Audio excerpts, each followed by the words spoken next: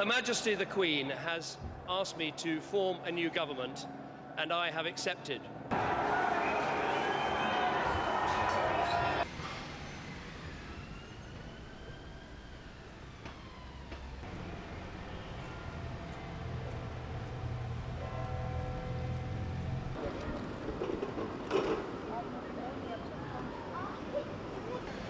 I think when he called the referendum, it didn't seem such a big gamble, to be honest. I think he thought that the weight of the economic argument would overcome any of the arguments that the Leave campaign might be able to mount against him. But I don't think he bargained on quite how important the immigration argument would be.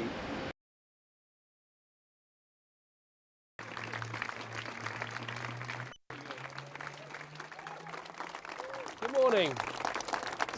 I think if Mr Cameron doesn't win this referendum, he is going to go down as the Prime Minister, clearly, who took us out of Europe, but he's also, I think, going to lose his job. I think it's going to be very, very difficult for someone who fronted the Remain campaign and said some of the things that he said about other politicians and about the disaster that Brexit would be to carry on as Prime Minister. You know, if in the next week the Remain campaign can actually really do something. Well, I mean, I think all Prime Ministers, especially when they know they're coming to the end of their term, think about their legacy. Mr Cameron would have hoped that his legacy would have been a slow recovery from the awful situation that the economy got into before 2010, and perhaps gay marriage. I think gay marriage will still be an important one, but unfortunately I think he's going to be remembered in history and in the history books as the Prime Minister who took us out of Europe. I've just chaired a meeting of the Cabinet in which I updated them on the special status we have secured for Britain. And the Cabinet agreed that the government's position will be to recommend that Britain remains in a reformed European Union. Thank you very much indeed. Basically, there are 3 million jobs in our country that are dependent in some way on trade with the single market. Now, I don't argue all those jobs would go, but if we restrict our trade with the single market, clearly they're going to be affected.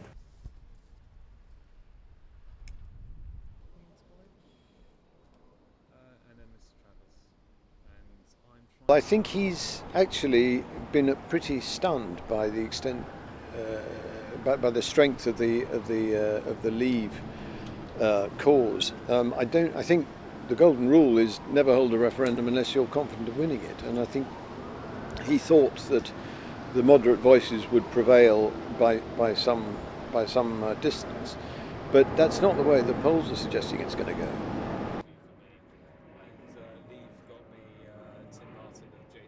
Well, I think he's had a big shock. A few months ago, I imagine he was sitting there thinking, well, I can leave serenely, having won 2 general elections and 3 referendums, and that's a pretty good record for any Prime Minister.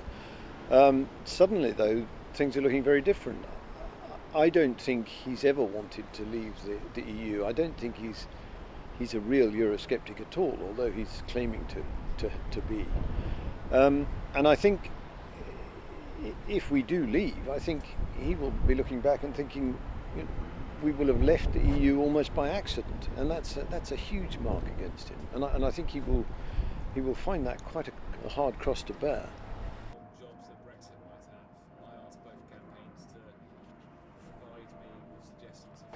I think there are a great many people in the Tory party who think this referendum has been a big mistake, and while he will legitimately, I suppose, be able to claim some sort of vindication for his choice to hold a referendum, and the issue has been ventilated and presumably it'll be off the agenda for a good while in the eyes of at least most of the party, I think a lot of people will be saying, okay, he's had his time, that's enough. The shock to our economy after leaving Europe would tip the country into recession. This could be, for the first time in history, a recession brought on ourselves. As I stand here in B&Q, it would be a DIY recession. And it really matters to everyone. This country, but above all, the people of Britain have worked incredibly hard